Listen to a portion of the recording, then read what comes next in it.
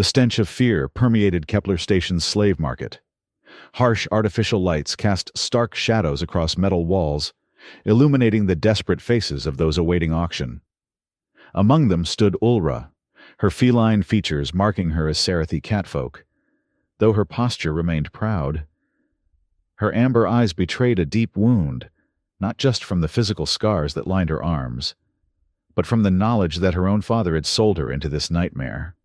The collar around her neck hummed with suppression technology, designed to keep her natural agility and strength in check.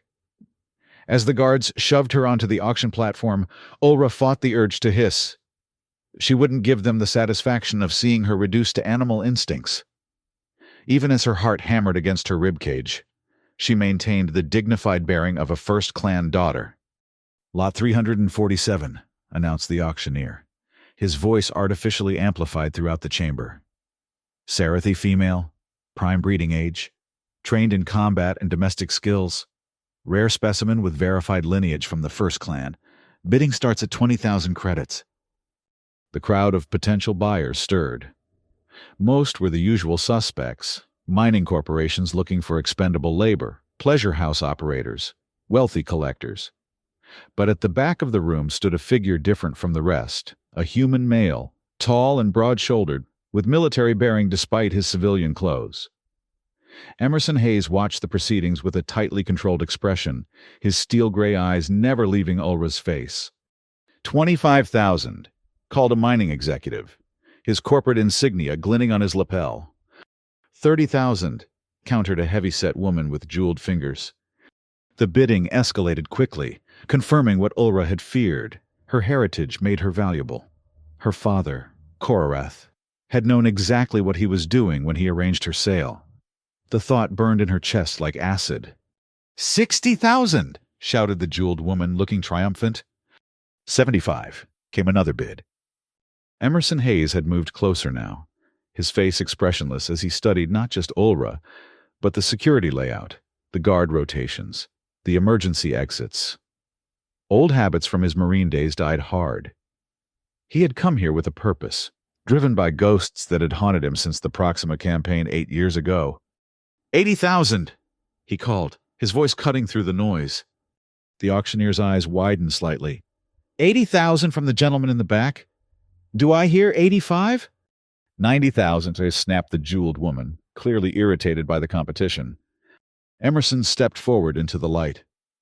100,000 credits, he stated, his voice leaving no room for further bidding. A hush fell over the crowd. The sum was extraordinary for a single slave, even one with Ulra's pedigree. The auctioneer looked almost giddy as he brought down his gavel. Sold to the gentleman for 100,000 credits. Ulra's ears flattened against her skull. 100,000 credits. The price tag on her life. She watched as Emerson approached the transaction terminal, his movements measured and confident. Whatever fate awaited her with this human, she swore she would find a way to escape. She had not survived this long to surrender now. 2 guards escorted her to a small processing room where new owners received their property and the associated documentation. Emerson was already waiting, standing beside a station official who was processing the transfer. Identification confirmed. Payment verified, droned the official. Congratulations, Mr. Hayes, the Sarathi female is now legally your property. He handed over a datapad. Thumbprint here to accept the ownership contract. Emerson pressed his thumb to the pad, then accepted the printed contract that emerged from a slot in the desk. He studied it for a moment, then turned to Ulra. Do you understand what this is? He asked, his voice surprisingly gentle. Ulra glared at him, refusing to speak. She understood perfectly well what the document represented: her enslavement, her commodification, her future as someone's possession. To her shock, Emerson extended the contract toward her. Take it. Hesitantly, uncertain if this was some cruel game. Ulra reached for the document. The guards tensed, hands moving to their weapons, but Emerson waved them off. The suppression collar has a range limit, he said calmly. She can't harm me while wearing it. Once the contract was in her hands, Emerson produced a small flame lighter from his pocket. "Burn it," he said. Ulra stared at him in disbelief. "Burn it," he repeated. "That's an order if you need it to be, but I'd rather it be your choice." The guards exchanged alarmed glances. "Sir, that's illegal," one began. "You can't free." "I just paid 100,000 credits." Emerson interrupted. "I believe that buys me the right to do whatever I want with my property, including destroying the ownership document." Ulra didn't wait for further discussion. Her fingers trembled slightly as she held the corner of the contract to the lighter's flame. The paper caught quickly, orange fire consuming the terms of her enslavement. Ash floated to the floor as the document disintegrated. "Alarm!" shouted one of the guards, reaching for his communicator. "Unauthorized emancipation in processing room 12. Emerson moved with lightning speed, his former military training evident, as he disabled both guards with precise strikes. "We have about 3 minutes before security locks down this entire level," he told Ulra. "I have a ship docked at Bay 17. Can you run?" Ulra's mind raced, evaluating her options. This human had just freed her and attacked station security. Either he was insane or he had a plan. Either way, he represented her best chance of escape. "I can run," she confirmed, her voice rough from disuse. "Good." Emerson produced a small device and pressed it against the control panel of her suppression collar. The device emitted a soft beep, and the collar fell away. "I don't have time to explain everything now, but I'm not your enemy. Follow me if you want to live." As the collar clattered to the floor, Ulra felt her strength returning. Her senses sharpened. The world around her suddenly filled with more detail. The subtle vibrations in the station's metal floors. The distant sound of security alerts. The faint scent of Emerson's determination mixed with adrenaline. "This way," Emerson said, moving toward the door. "We'll take the maintenance tunnels." He led her into the corridor, then to an access panel that he quickly overrode with another electronic device. The panel slid open, revealing a narrow passage lit by intermittent emergency lighting. "Service tunnels run throughout the station," he explained as they crawled inside. "They're a maze, but that works in our favor. Security will expect us to head straight for the docking bays." Ulra followed him into the cramped space, her feline flexibility giving her an advantage in the tight confines. "Why?" she asked as they moved. "Why free me? Why risk your life?" Emerson paused at a junction, checking a small holographic map projected from his wrist device. "I have my reasons," he said simply. "Right now, focus on surviving. Left here." They crawled through the dusty maintenance shaft until they reached a vertical access tube. Emerson began climbing the rungs embedded in the wall, and Ulra followed. Her newly restored strength made the ascent easy, though she remained wary of the human ahead of her. His actions made no sense. Humans didn't spend fortunes freeing slaves, especially not in the lawless frontier of the Kepler sector. They had climbed 3 levels when the station's alarms changed tone. "Full security alert," Emerson muttered. "They've figured out where we're headed." "Which is where exactly?" Ulra demanded. "Docking Bay 17, like I said. My ship, the Wanderer *, but we need to be smart about this." He paused, thinking. "They'll have the direct routes covered. We need a diversion." He accessed his wrist device again and tapped in a command sequence. Moments later, explosions echoed from somewhere distant in the station. "Remote charges," he explained, catching Ulra's startled expression. "Small ones. In the cargo areas, no casualties, just confusion." They continued climbing until they reached a horizontal passage. Emerson led the way, moving quickly but cautiously. "Docking level is just ahead. Once we're out of these tunnels, we'll be exposed. Stay close." They reached another access panel. Emerson peered through a small view screen embedded in the wall. 4 guards at the bay entrance. He reported, armed with standard-issue stunners and restraints. "I can take 2, Ulra said, flexing her claws. Emerson gave her an appraising look. "I believe you can, but there's a better way." He reached into his jacket and produced 2 small spheres. "Cover your eyes and ears on my mark." He pressed a button on the access panel, causing it to slide open with a hydraulic hiss. Before the guards could react, he tossed the spheres into the corridor. "Mark!" he shouted. Ulra squeezed her eyes shut and covered her sensitive ears just as the devices detonated with a blinding flash and deafening bang. Even with protection, the sensory assault was painful for her enhanced Sarathi senses. Emerson was already moving, dragging her into the corridor where the guards lay stunned and disoriented. They sprinted past them toward a sleek, mid-sized vessel docked at the far end of the bay. "Authorization code, Haze 79 Alpha Echo," Emerson called out as they approached. The ship's entry ramp descended in response. They were halfway up the ramp when a voice rang out behind them. "Halt! Security forces!"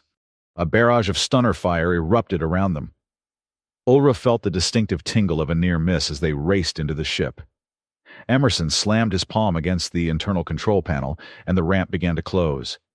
"Get to the cockpit," he ordered, pointing forward. "Second door on the right. Strap in." Ulra hesitated only briefly before complying. The ship's interior was utilitarian but well-maintained, clearly a vessel designed for function rather than luxury. The cockpit contained 4 seats, all secured for takeoff except the pilot's chair. She buckled herself into the co-pilot's seat as Emerson rushed in. "Docking clamps, still engaged," he muttered, his fingers flying over the control panels. "Security override in process." He glanced at Ulra. "This might get rough."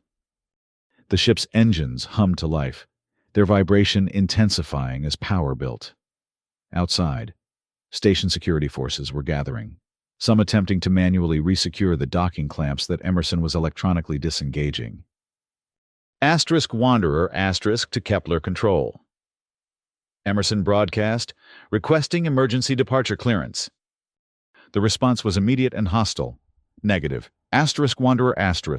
You're harboring a fugitive and have assaulted station personnel. Power down immediately or we will open fire.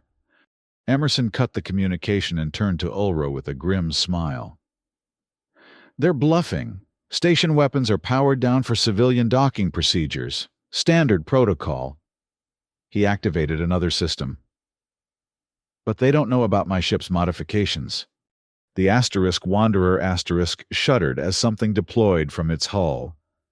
On the external camera feed, Ulra saw a pulse of energy that severed the remaining docking clamps. "Hang on," Emerson warned, gripping the controls. The ship lurched forward, free of its restraints. Emerson's hands moved with practiced precision, guiding the vessel away from the station at increasing speed. Alarms blared as they violated departure protocols, but no weapons fire followed them. "Course set for the jump point," Emerson announced, engaging the automated navigation system. "We'll be in hyperspace in 3 minutes. After that, they won't be able to track us." As the immediate danger passed, Ulra turned her full attention to her rescuer. "Now will you tell me why you did this?" Emerson leaned back in his chair, the tension in his shoulders easing slightly. 8 years ago, I was part of a Marine unit deployed to Proxima Centauri during the colonial uprising. We were told we were fighting terrorists. What we found instead were families, people who just wanted self-determination. His eyes took on a distant look, focused on memories rather than the present. My squad was ordered to clear a settlement. We were told it was a rebel stronghold. It wasn't until we were inside that we realized it was a civilian refuge, women, children, elderly, no weapons, no fighters, no... "What happened?" Ulra asked, though she suspected she knew the answer. "Some of us refused the order to eliminate the civilians.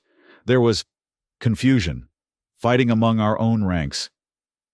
His jaw tightened. Not everyone survived. Afterward, those of us who had disobeyed were court-martialed. Dishonorable discharge was the least of it.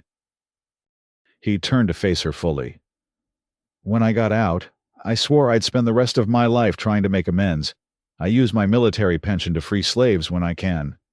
Not many, I don't have unlimited resources, but enough to matter to those individuals.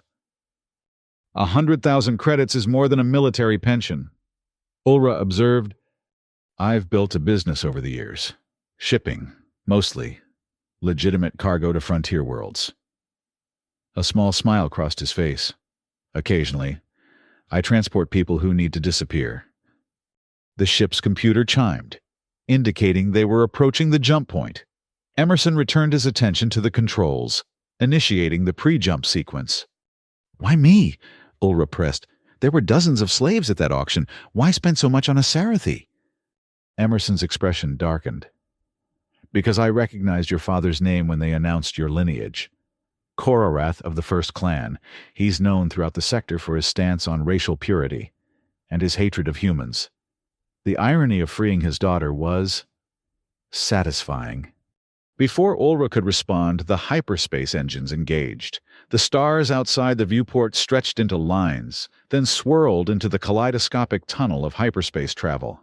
They had escaped. "Get some rest," Emerson suggested, standing from the pilot's seat. "There's a cabin prepared for you. Third door on the left in the main corridor. Food in the galley if you're hungry. We'll talk more when you're ready." Ulra remained seated, studying him intently. "You're either a fool or a liar," she said finally. "No human risks everything for a stranger, especially not a Sarathi. We've been enemies for generations." "Maybe it's time for that to change," Emerson replied simply. "Rest, Ulra. You're safe here." As he left the cockpit, Ulra's hands gripped the armrests of her chair. Freedom felt foreign after months of captivity. First her father's prisoner, then merchandise awaiting sale. The human's motives remained suspect. But for now, she had little choice but to accept his hospitality. She made her way to the designated cabin, her heightened senses alert for any sign of treachery. The room was small but comfortable, with a bed sized for a human but adequate for her smaller frame.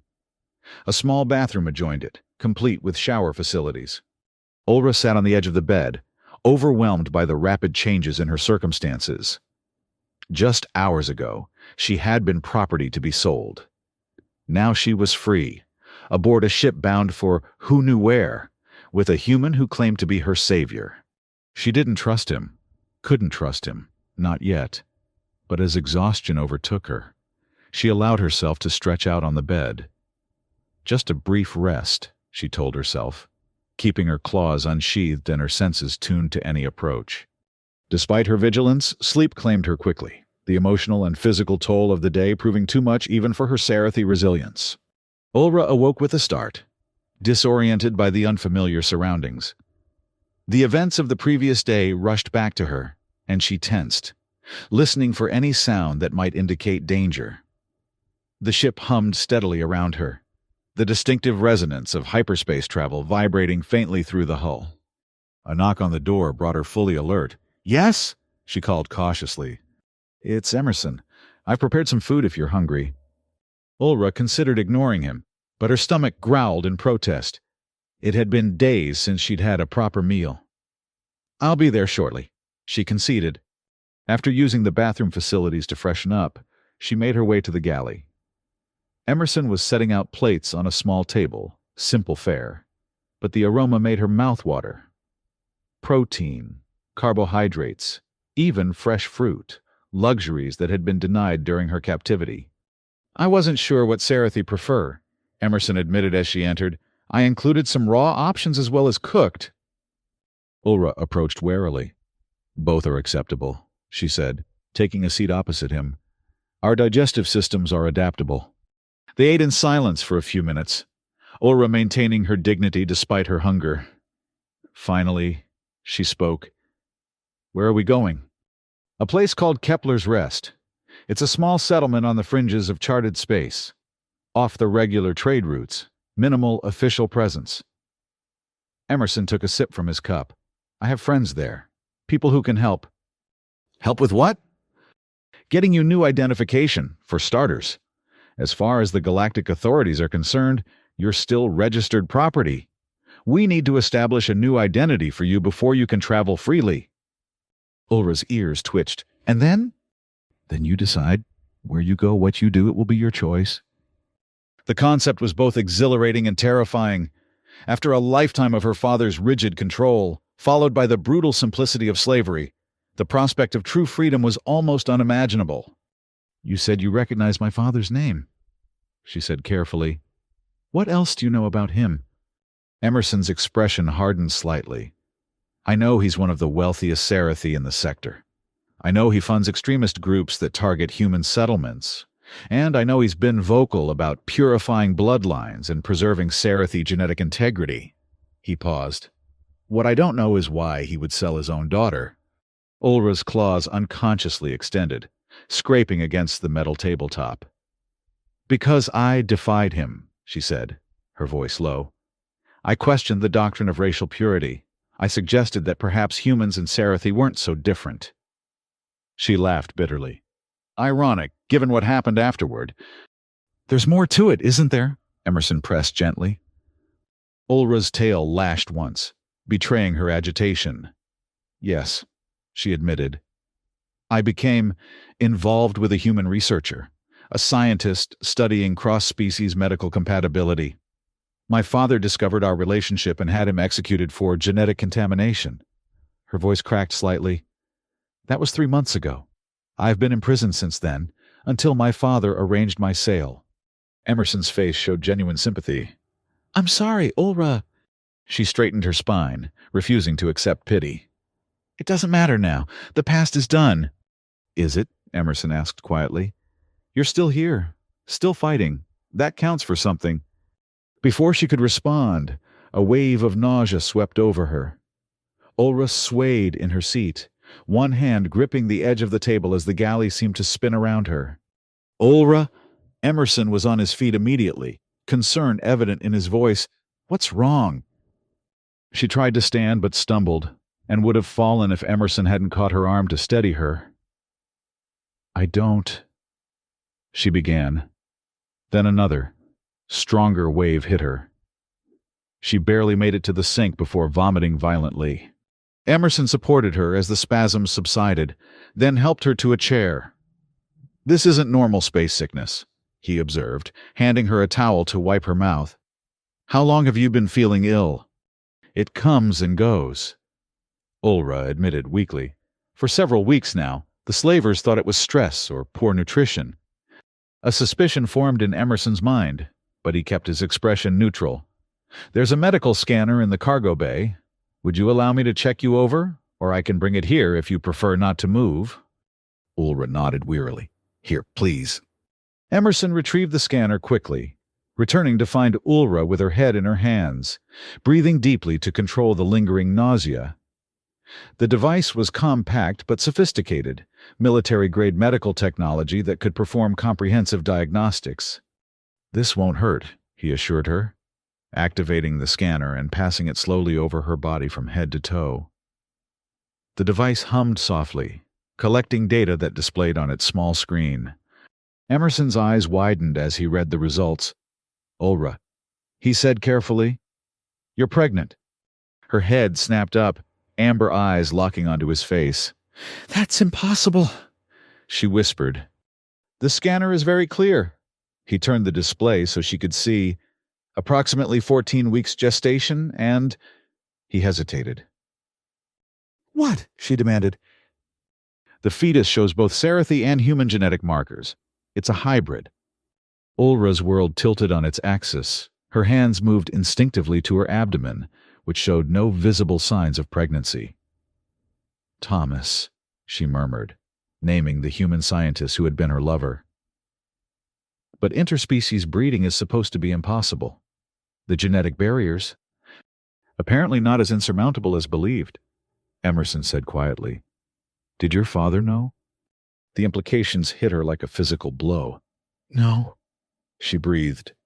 He would have... She couldn't finish the sentence. The horror of what her father would have done too terrible to voice.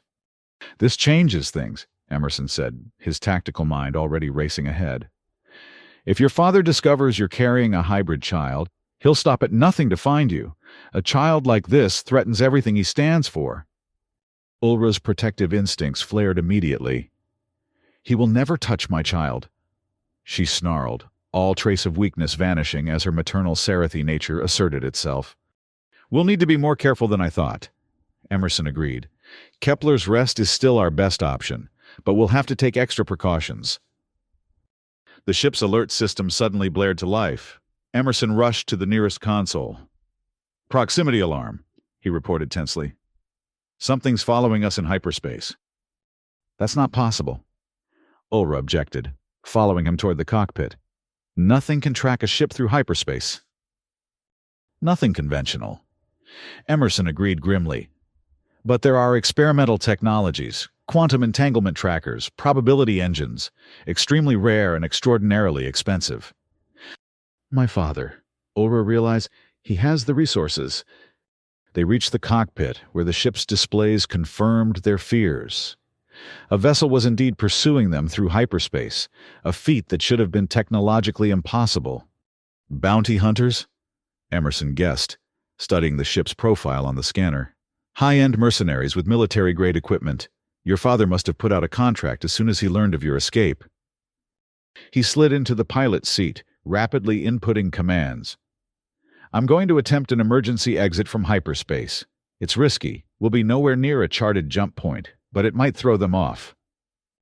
Do it, Ulra urged, securing herself in the co-pilot's chair. Emerson engaged the emergency protocols. The ship shuddered violently as the hyperspace engines reconfigured for the dangerous maneuver. The swirling patterns outside the viewport fluctuated wildly. Brace for transition, Emerson warned. This will be rough. The Wanderer lurched sickeningly as it tore free from hyperspace, alarms shrieking as multiple systems registered their protest at the abrupt exit. The stars reappeared as normal space reasserted itself around them, but they were in unknown territory, far from any charted system. Did we lose them? Ulra asked, fighting another wave of nausea brought on by the violent transition. Emerson checked the scanners. For now, yes. But they'll have approximate coordinates for our exit point. We need to move quickly. His hands danced over the controls, bringing the ship's main engines back online. Setting course for the nearest nebula, we can hide in the ionized gases while I recalculate our route to Kepler's rest.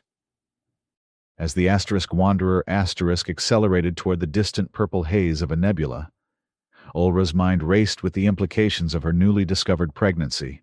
A child, Thomas's child, growing within her. A hybrid that should not exist according to all accepted science. The impossible made flesh. If my father knows about the pregnancy, she said slowly, that would explain why he sold me rather than simply having me executed for treason. He wanted to distance himself publicly while ensuring I would end up in controlled conditions. Emerson nodded. A slave owner would be motivated to keep any unusual pregnancy healthy until birth. A unique specimen like a hybrid would be incredibly valuable. Which means the buyer at the auction was likely working for your father all along. Emerson finished. The jeweled woman who bid against me so aggressively, she wasn't just any collector. Ulra's claws dug into the armrests of her chair. We need to understand what we're dealing with. Why this pregnancy is possible when all scientific consensus says it shouldn't be. The medical scanner has detailed genetic analysis capabilities. Emerson suggested, it might provide some answers once we're safe. They had almost reached the nebula when the proximity alarm sounded again. The pursuing ship had emerged from hyperspace and was closing rapidly. They're jamming our systems, Emerson reported tensely as warnings flashed across his control panels. We can't jump back to hyperspace while their disruptors are active. The Wanderer rocked as energy weapons fire grazed their shields.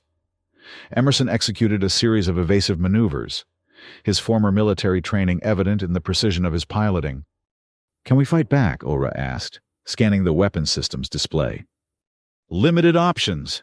The Wanderer is armed, but designed for defense, not offense. Emerson banked the ship sharply, narrowly avoiding another barrage. Our best bet is still the nebula. The ionization will disrupt their targeting systems. They plunged into the purple-tinged gases, visibility immediately dropping to near zero.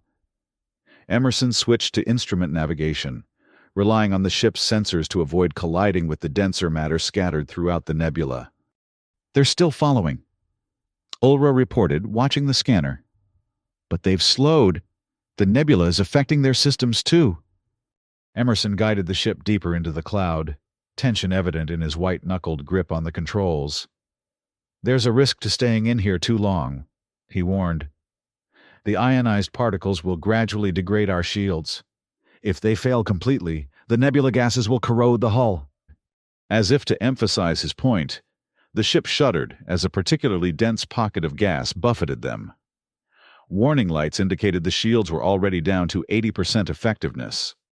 "We need a plan," Ulra insisted. Emerson's eyes narrowed in concentration. "I might have one. It's risky, but—" He trailed off, fingers flying over the ship's systems. "We can't outrun them or outfight them, but we might be able to outsmart them." He adjusted their course, heading toward what appeared to be a particularly dense region of the nebula. "There's a pocket of highly reactive gas ahead. If we can lure the hunters into it and then trigger an energy discharge—" Understanding dawned on Ulra's face. "A nebula fire. You want to ignite the gas." "Exactly. It won't destroy their ship, but the electromagnetic pulse should disable their systems long enough for us to escape." He glanced at her. "The problem is, someone needs to manually release the ignition charge at precisely the right moment. The computer can't calculate it accurately enough in these conditions." "I'll do it," Ulra said immediately. Emerson hesitated. "In your condition—" "My reflexes are faster than yours." She interrupted. "Sarathi physiology, and the pregnancy hasn't affected my coordination." She fixed him with a determined stare. "Let me do this." After a moment, he nodded. "There's a manual release airlock on the lower deck. You'll need to time the ejection of the charge to detonate just as they enter the reactive zone." He transferred navigational data to a portable display. "Take this. It will show you their position relative to the target area." Ulra unfastened her restraints. "How much time do we have?" "Minutes at most. Our shields are already down to 70%. She moved with feline grace toward the exit, then paused. "Emerson," she said, turning back to face him. "If this doesn't work—" "It will," he assured her. "Go. I'll keep them focused on us." Ulra raced through the ship to the lower deck, fighting against the increasingly violent motion as Emerson executed evasive maneuvers. The airlock chamber was cramped, designed for emergency repair access rather than comfort. Inside, a locker marked with hazard symbols. She found the ignition charges, small but powerful devices designed to create a focused energy burst. She selected one, then secured herself to a safety tether near the outer hatch controls. "In position," she reported through the ship's internal communication system. "Roger that," Emerson's voice replied.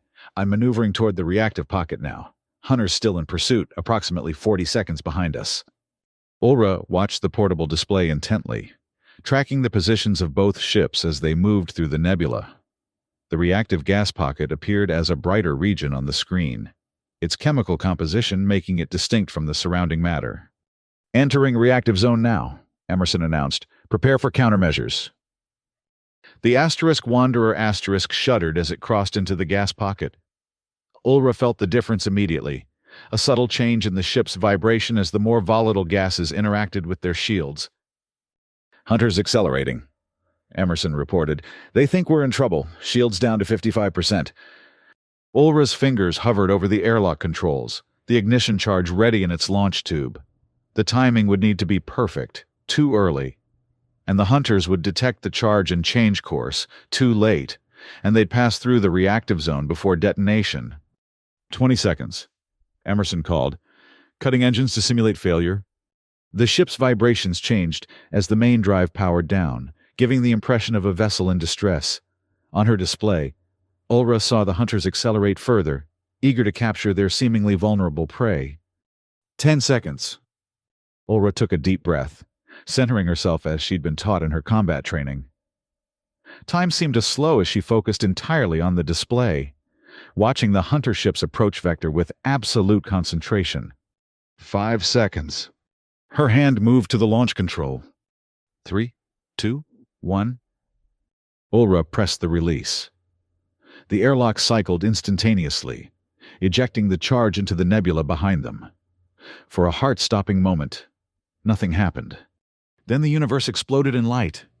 The reactive gases ignited in a chain reaction, expanding outward from the detonation point in a sphere of searing energy.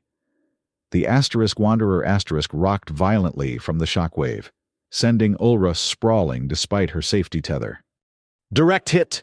Emerson's triumphant voice came through the comms. Their systems are offline. Restarting main engines now. Ulra dragged herself back to her feet, checking the display.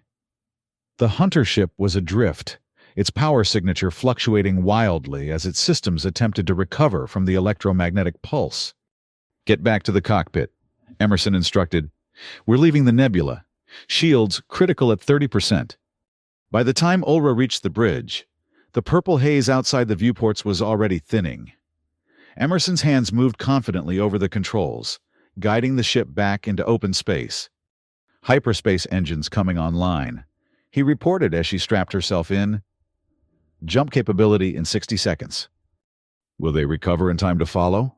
Ulra asked, eyeing the scanner where the hunter ship still appeared as a damaged but functioning contact. Doubtful. And even if they do get their systems back online, they won't be able to track us through hyperspace now that we've broken the quantum entanglement. Emerson allowed himself a small smile. You did well back there. Perfect timing. The hyperspace engines hummed to full power, the stars outside elongating as the Wanderer prepared to jump. Course set for Kepler's rest, Emerson confirmed. Estimated arrival in 26 hours. As they made the transition to hyperspace, the tension in the cockpit eased. They had escaped, for now. We should examine the medical data. Ulra suggested once their course was stable. I need to understand what's happening with this pregnancy. They returned to the galley, where Emerson retrieved the medical scanner and downloaded its findings to the ship's main computer for more detailed analysis. The data filled the display screen. Genetic sequences, developmental markers, physiological parameters. I'm not a geneticist, Emerson admitted, but even I can see this is unprecedented. The fetus has somehow integrated both Sarathi and human DNA in a stable configuration. Ulra studied the scrolling information, her scientific knowledge, limited though it was, attempting to make sense of what she was seeing. According to this, the hybrid nature is allowing accelerated development.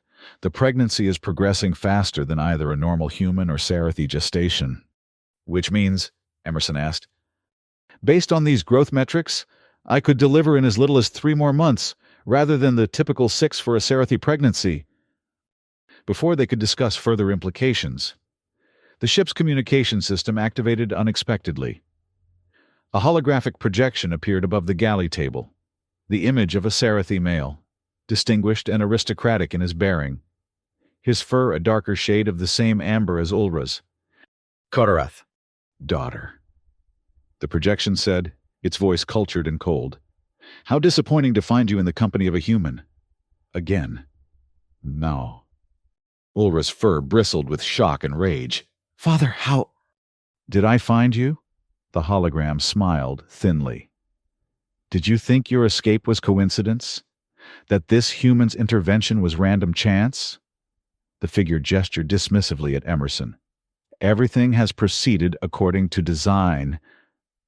Emerson's hand moved subtly toward the weapon concealed at his hip, though he knew he couldn't shoot a hologram. What are you talking about, Korath? The Sarathi's eyes narrowed at the human's familiarity. Mr. Hayes, former Marine, disgraced for your misplaced empathy.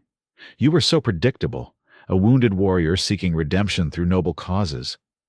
He laughed softly.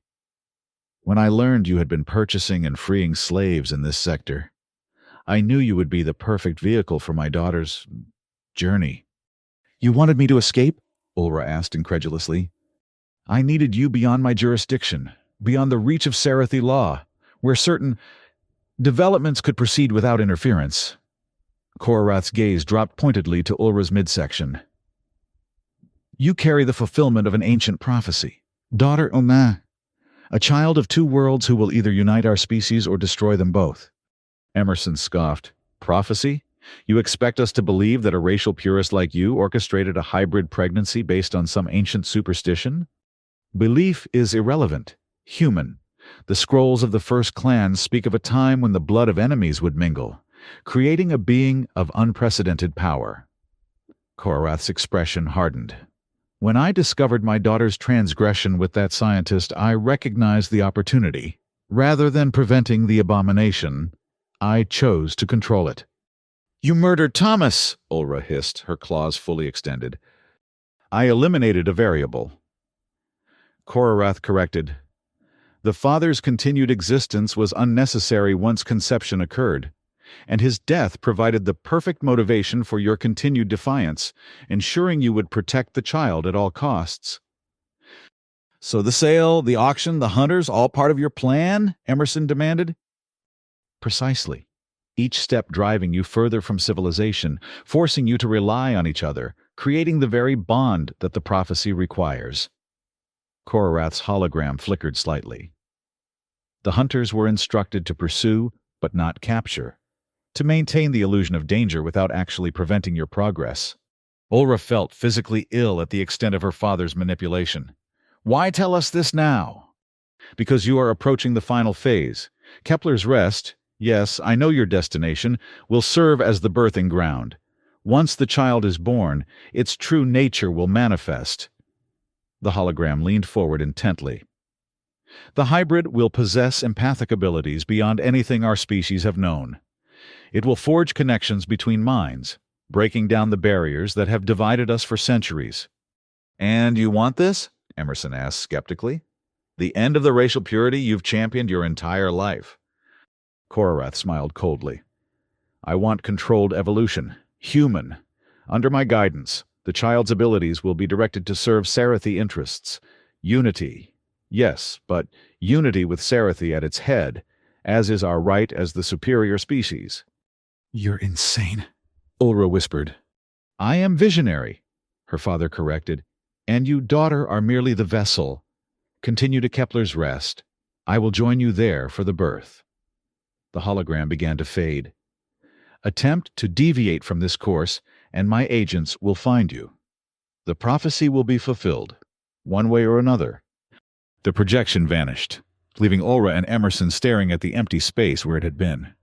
He's tracking us somehow, Emerson said immediately, moving to the ship's control panel to initiate a diagnostic scan. There must be a transmitter on board. Ulra remained frozen, the enormity of her father's betrayal washing over her in waves. Not just the manipulation and the murder of Thomas, but the calculated exploitation of her own body. Her child transformed from a miracle of love into a tool for power. He's lying, she said finally, her voice steadier than she felt. About the prophecy, about the child's abilities, it's manipulation, nothing more. Emerson looked up from the diagnostic panel. Maybe, but the pregnancy itself is real, and it does defy conventional science. We can't dismiss the possibility that there's something unique about this child. Found it, he announced after several minutes of searching. There's a quantum transmitter embedded in your collarbone. It must have been implanted while you were imprisoned. Ulra's hand flew to her neck, feeling nothing beneath the fur and skin. Can you remove it? Not safely, not without proper medical facilities. Emerson's jaw set determinedly. But we don't need to. We just need to make Korath believe we're following his script while we develop a counter-move. We're still going to Kepler's Rest? Yes, but not for the reasons he expects. Emerson's eyes held a strategic gleam that Ulra was beginning to recognize. I have an old commanding officer there, Captain Hayes, my uncle. He established the settlement as a refuge for people who need to disappear, military-grade security, advanced medical facilities, and people who know how to keep secrets. You trust him with this? With my life, and now with yours. Emerson hesitated, then added, and with your child's. Ulra's hand moved unconsciously to her abdomen. Despite everything, the shock of the pregnancy, her father's twisted plans, a protective instinct was growing within her. This child, this impossible hybrid, was innocent of the machinations surrounding its existence. We'll need to be ready for my father's arrival, she said. He won't come alone, and he won't be deterred easily. No, Emerson agreed, but neither will we. The remainder of their journey passed in tense preparation. Emerson shared everything he knew about Kepler's Rest, its defenses, its population, its resources. Ulra, in turn, provided insights into her father's tactics and the forces he might bring to bear. Between planning sessions, they continued to analyze the medical data on Ulra's pregnancy. The accelerated development was concerning, but all other indicators suggested the fetus was healthy, its unique genetic structure seemingly stable despite combining DNA sequences that should have been incompatible. If there is any truth to what my father said about empathic abilities. Ulra mused during one such session. It could explain the genetic integration. Perhaps the fetus has some inherent capacity to harmonize disparate elements. Speculation. Emerson cautioned. But worth considering, if the child does develop unusual abilities, we need to ensure they're never weaponized by your father or anyone else. As they approached Kepler's rest, Emerson sent an encrypted transmission to his uncle, providing a heavily coded summary of their situation. The response came quickly, they would be welcomed, and preparations were already underway. The planet itself was unremarkable from orbit, a temperate world with substantial cloud cover and vast oceans. The settlement was located on a mountainous peninsula in the northern hemisphere, nestled between steep cliffs and a deep bay that provided natural protection. Kepler's rest control. This is the Wanderer requesting landing clearance. Emerson broadcast as they entered the atmosphere. Authorization code Hayes Omega 73. Clearance granted. Wanderer came the immediate response. Proceed to landing pad 3. Welcome home. Emerson. The ship descended through thick cloud layers that concealed the settlement from orbital observation.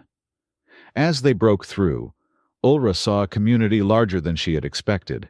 Several dozen buildings arranged in concentric circles around a central complex, with agricultural fields visible on the outskirts. Over 200 residents now.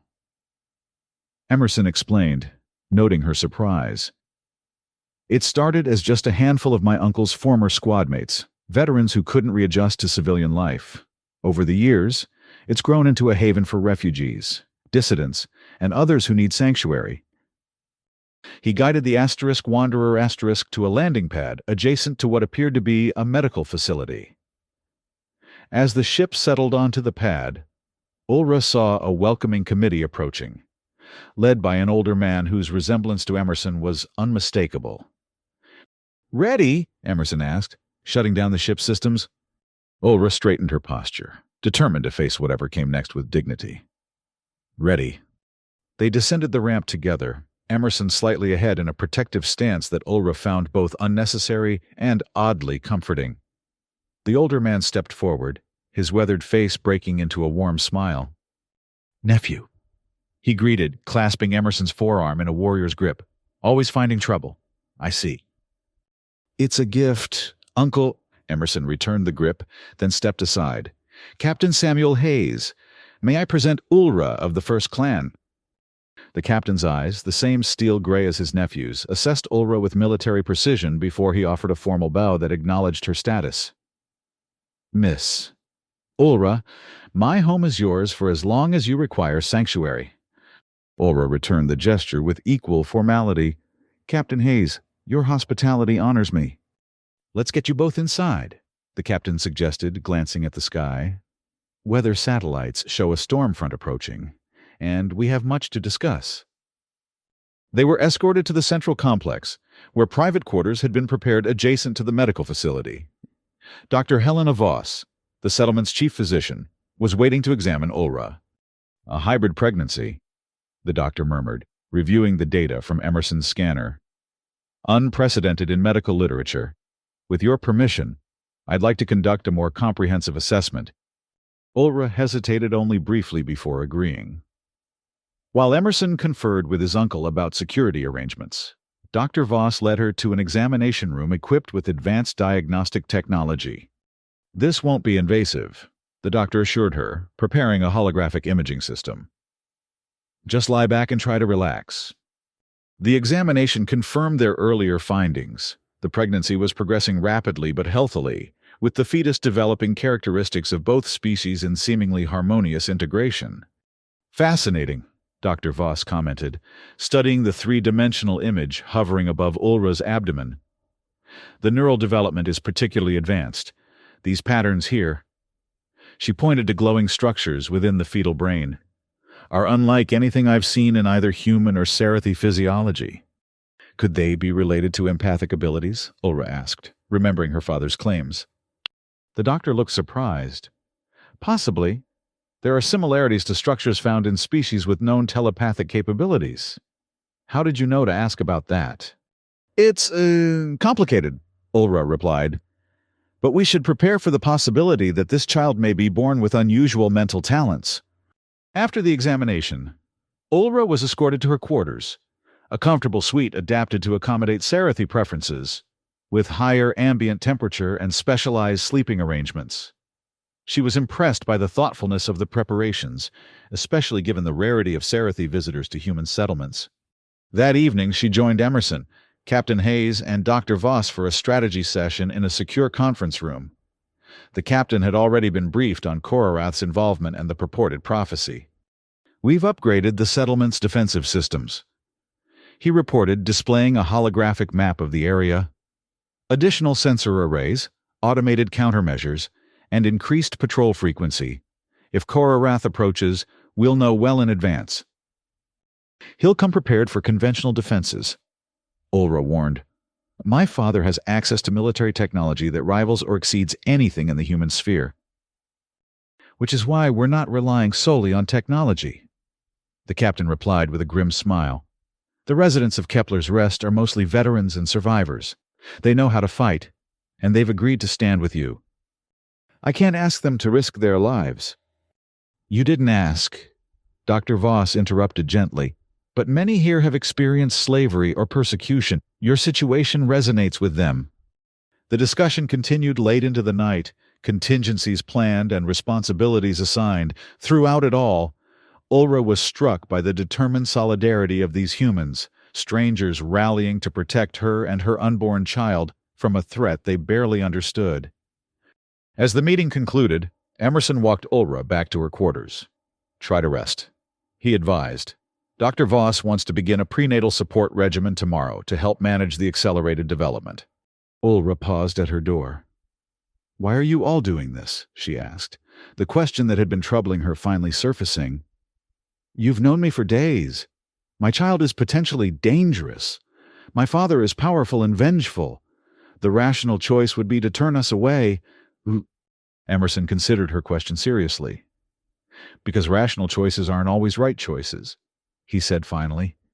Because every person deserves freedom and dignity, and because sometimes standing together against impossible odds is the only way to change things that need changing. He left her with those words, and Ulra found herself contemplating them as she prepared for sleep. Throughout her life, she had been taught that humans were inferior, intellectually, physically, morally. Yet here she was, sheltered by their compassion, protected by their courage. Her future and her child's life depended on their integrity. The storm that had been threatening arrived during the night, wind and rain lashing against the settlement with surprising ferocity. Ulra woke to the sound of thunder, her Sarathi senses hyper-aware of the electrical disturbances in the atmosphere. Unable to return to sleep, she dressed and made her way to the common area of the medical facility, where she found Dr. Voss already working despite the early hour. The storm disrupts my sleep cycle, the doctor explained when Ulra inquired. Something about the barometric pressure. I've learned to use the time productively. She offered Ulra a warm beverage adapted for Sarathi physiology, and they sat together watching the storm through reinforced windows. May I ask you something personal? Dr. Voss ventured after a comfortable silence. Ulra nodded cautiously. The father of your child. You cared for him deeply, didn't you? Yes, Ulra admitted, the ache of loss still fresh. Thomas understood me in ways no one else ever had. He saw beyond species to the person beneath. The doctor nodded thoughtfully. I ask because it might be relevant to the pregnancy. Strong emotional bonds can influence physiological processes, particularly in species with empathic tendencies. If your connection with Thomas was powerful enough, it might have created the conditions necessary for cross-species conception. The idea was both scientifically intriguing and emotionally overwhelming. Could love itself have altered biology at such a fundamental level? He would have been fascinated by the possibility, Ulra said softly, remembering Thomas's endless scientific curiosity. He always said emotion was the least understood force in the universe. Their conversation was interrupted by an urgent communication from the security center. "Dr. Voss, please bring Ulra to command immediately," came Captain Hayes's voice. "We've detected an approaching vessel." "My father?" Ulra asked as they hurried through the corridors. "Unknown," the doctor replied, "but the timing is concerning." They arrived at the command center to find Emerson and his uncle studying a holographic display of the sector surrounding Kepler's rest. A ship was indeed approaching, though still several hours from orbit. Configuration suggests a mid-sized transport. Captain Hayes reported, "Civilian registry, but the energy signature indicates military-grade modifications." "That fits my father's usual approach," Ulra confirmed. "He prefers to maintain plausible deniability while ensuring tactical advantage." "We're implementing Defensive Protocol Alpha," Emerson explained. "Non-combatants are being moved to the shelter areas. Security teams are deploying to strategic positions." Over the next several hours, the settlement transformed from a peaceful community into an armed camp. Residents moved with practiced efficiency, securing vulnerable areas and preparing for potential conflict. Ulra was impressed by their discipline and resolve, and increasingly uncomfortable with the risks they were taking on her behalf. As the approaching ship entered orbit, Captain Hayes opened a communication channel. "Unidentified vessel. This is Kepler's rest control. State your identity and purpose." The response came immediately, accompanied by a holographic projection that materialized in the center of the command room. Korath, dressed in formal Sarathi attire that did little to disguise his predatory nature. "Captain Hayes." The projection acknowledged. "I am Korath of the First Clan. I believe you are harboring my daughter and my unborn grandchild. I have come to reclaim them." "Your daughter is here as an honored guest," the captain replied evenly. "She will remain as long as she chooses." Korath's expression hardened. "I admire your loyalty, Captain, misplaced though it is. However, there are larger concerns at play than personal preferences. The child Ulra carries is of immense significance to both our species." "So we've been told," Emerson interjected. "But we're not inclined to trust your interpretation of events." "Trust is irrelevant," Korath dismissed. "The prophecy will unfold regardless of your beliefs. I merely seek to ensure it unfolds in a controlled manner, for the benefit of all." "By enslaving your own daughter?" Captain Hayes asked, his tone deceptively mild. "By murdering the father of her child? Your definition of benefit seems rather selective." Korath's hologram turned to address Ulra directly. "Daughter, you know our history. The wars between human and Sarathi have cost millions of lives over centuries. The child you carry represents the possibility of lasting peace, but only if its power is properly directed. Return to me willingly, and I promise both you and your offspring will be treated with the reverence you deserve." "As living symbols?" Ulra challenged. "Instruments of your ambition?" "No, Father. My child will be free to choose its own path." "An admirable sentiment," Korath conceded, "but dangerously naive. Without guidance, the hybrid's abilities could tear apart the fragile balance between our species." His voice softened slightly. "I am not your enemy, Ulra. I seek to preserve our future."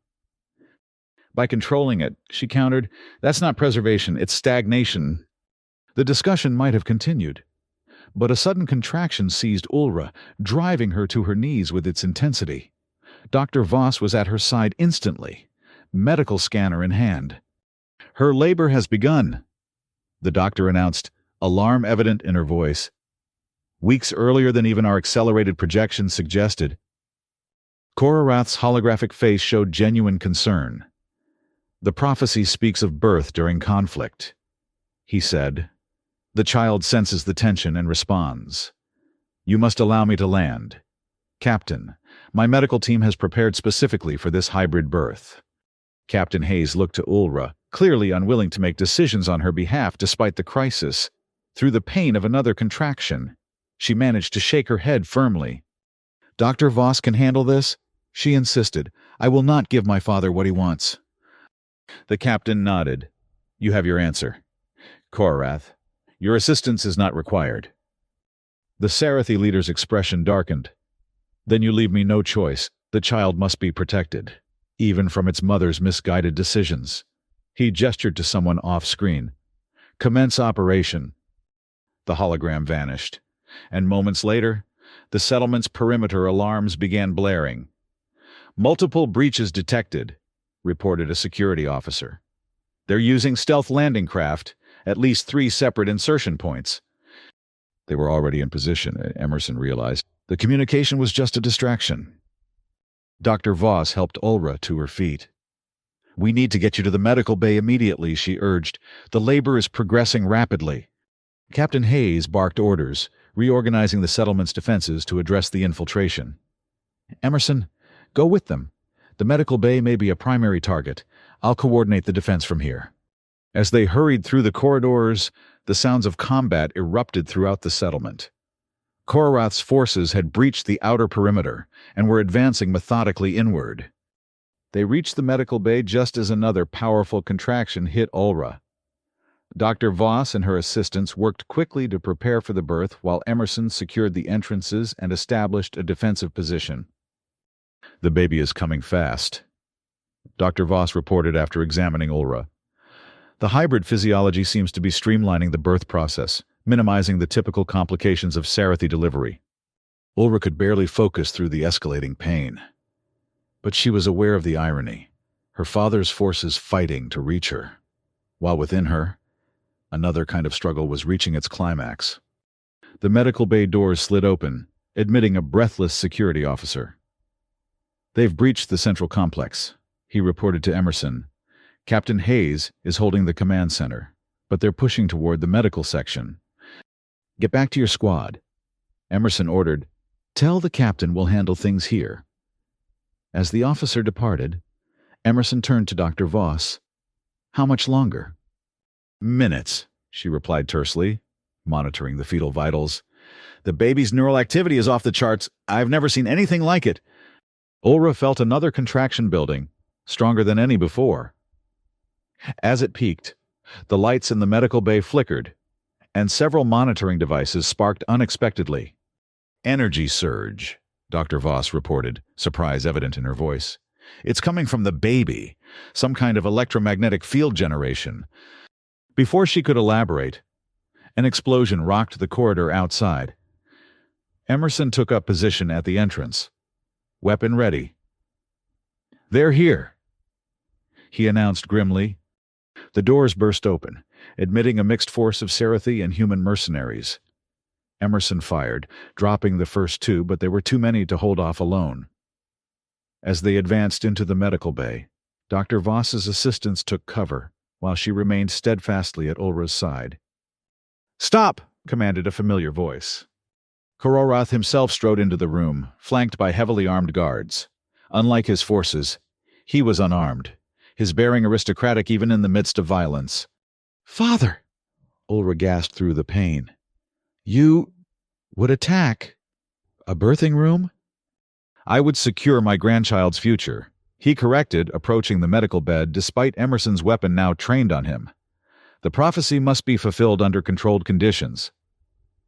Another contraction seized Ulra, and with it came a surge of energy that made every electronic device in the room flicker wildly. Korath's eyes widened. It begins, he whispered. The empathic awakening. Dr. Voss, ignoring the armed standoff around her, remained focused on her patient. Push, Ulra, she instructed. The baby is crowning. With a final, tremendous effort, Ulra bore down. The pain reached a crescendo, then suddenly diminished as her child slipped free into Dr. Voss's waiting hands. For one breathless moment, silence fell across the medical bay. Then a soft cry filled the air. Neither human nor Sarathi, but something uniquely its own. A daughter, Dr. Voss announced softly, cradling the infant. The baby girl was extraordinary, her tiny body reflecting aspects of both parental species, with delicate fur patterns across otherwise human-like skin, and eyes that shifted color as they blinked open for the first time. But most remarkable was the subtle luminescence that emanated from her, a gentle glow that seemed to pulse in rhythm with her heartbeat. As Dr. Voss placed the newborn on Ulra's chest, the glow intensified. And something unprecedented happened. Every person in the room, Sarathi and human, ally and enemy, felt a wave of emotion wash over them, not their own emotions, but a shared experience of connection, of understanding, of empathy so profound it transcended words. Emerson lowered his weapon involuntarily, overwhelmed by the sensation.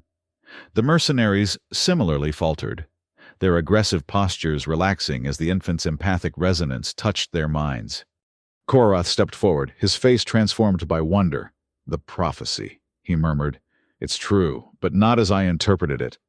The baby's glow pulsed again, and with it came another wave of shared consciousness, but this time specific to each individual. Ulra gasped as she felt herself experiencing her father's complex emotions.